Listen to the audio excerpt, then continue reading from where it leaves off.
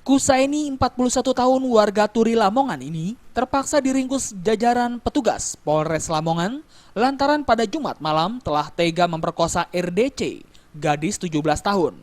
Usai diringkus, pelaku langsung digiring ke salah satu ruangan Polres Lamongan untuk menjalani penyidikan oleh petugas.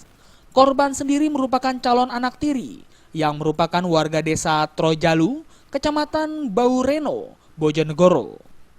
Terbongkarnya kasus ini bermula dari adanya laporan korban ke ibunya atas perlakuan calon ayah tirinya yang telah 7 kali memaksa untuk melayani nafsu bejatnya kepada Lasmiatun yang merupakan calon istri pelaku.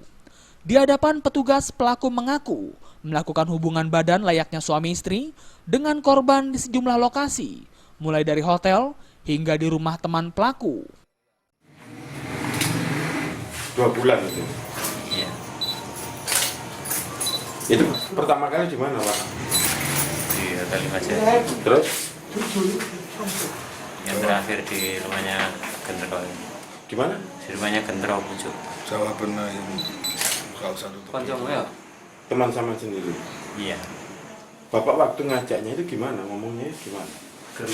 Ya layaknya suami istri Bang, tidur sudah 2 bulan bareng. Atas perbuatannya, pelaku akan dijerat dengan pasal 81 Undang-Undang Nomor 23 Tahun 2002 tentang perlindungan anak dengan ancaman hukuman 15 tahun penjara. Dari Lamongan, Jawa Timur, Muhammad Basoir melaporkan.